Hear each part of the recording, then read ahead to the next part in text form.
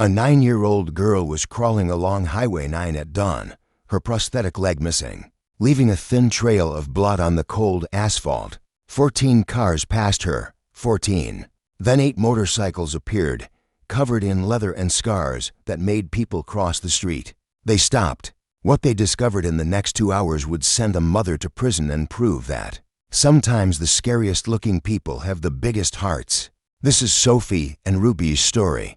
Before we continue, please subscribe and let us know where you're watching from in the comments. The Highway 9 had carried travelers through Colorado for 60 years. At 6 a.m. on October mornings, when frost painted the asphalt white and the sun hadn't cleared the Rockies, the road belonged to truckers, CB radios crackling, the comfortable hum of diesel engines, the solitude of the long haul, until Sophie appeared. The girl, she wasn't walking, she was crawling. Each movement scraped metal against pavement. Her right leg, or what should have been her right leg, was just a socket, raw, bleeding. The prosthetic itself was gone. She wore one dirty sneaker on her left foot and a torn Disney shirt that did nothing against the 40-degree cold.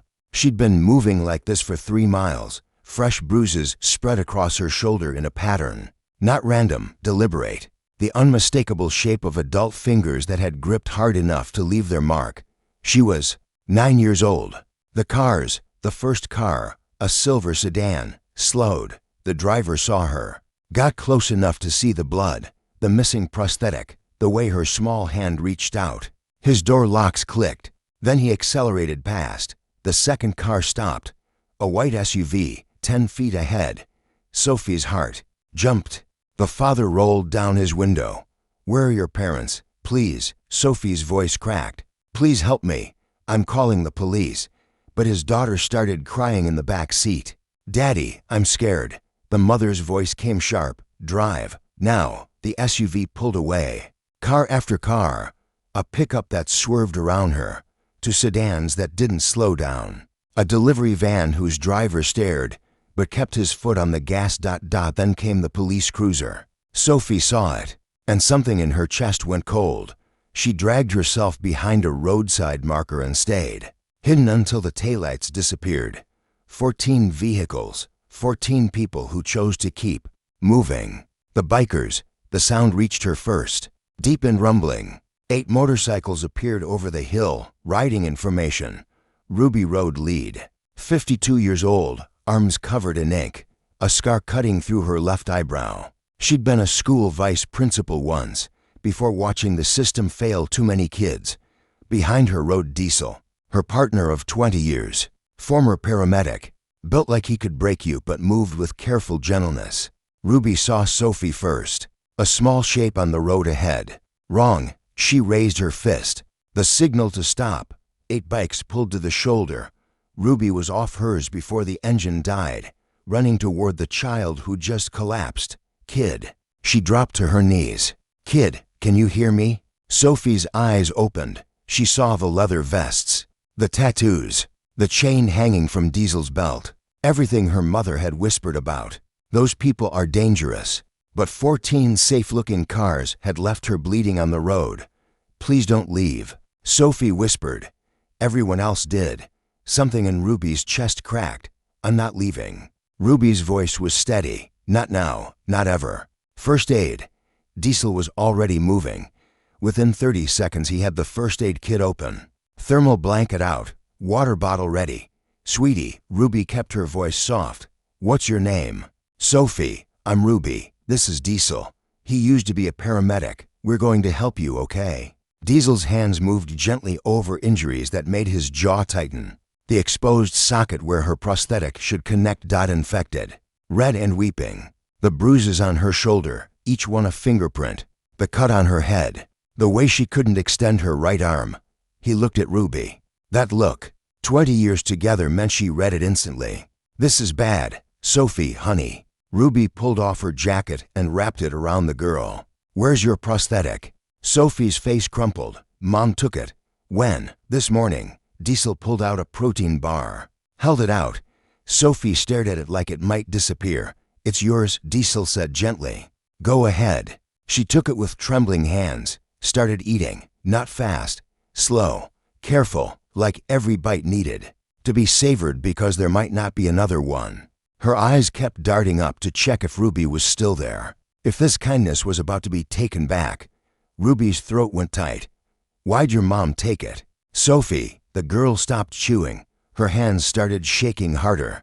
The protein bar fell. Then the tears came, silent at first, then the sobs, heaving, desperate. Because of today. What's today? The anniversary. Of what, baby? Sophie's voice came out in gasps. 3 years ago. She stopped, breathed. Car accident. Stopped again. I was in the back seat. Ruby waited. I said, Daddy, look. Sophie's whole body shook. He turned around. And then, the truck hit us. The words hung in the cold morning air. Daddy died. Right there. I lost my leg. She looked down at the empty socket. And Mom. Her voice broke completely. Mom sees him every time she looks at me. She says it should have been me who died. The call. Ruby stood, walked 10 feet away, pulled out her phone with shaking hands. Mercy. It's Ruby. What's wrong? Code red. Child abuse. Attempted murder. Highway 9, mile marker 34. I need every sister and brother within 50 miles. 1 second of pause. Then, we're coming. The response. 38 minutes later. Highway 9 looked like a rally. 36 motorcycles. Riders from 3 counties. While Mercy, their lawyer, made calls threatening lawsuits if Child Protective Services didn't move immediately. The others divided into teams. 6 bikes went to Sophie's address, broke down the locked door. Sophie's mother was on the bedroom floor, unconscious, empty pill bottles scattered around her. Note, we both go today. But Sophie had escaped. They found the girl's room, locked from the outside.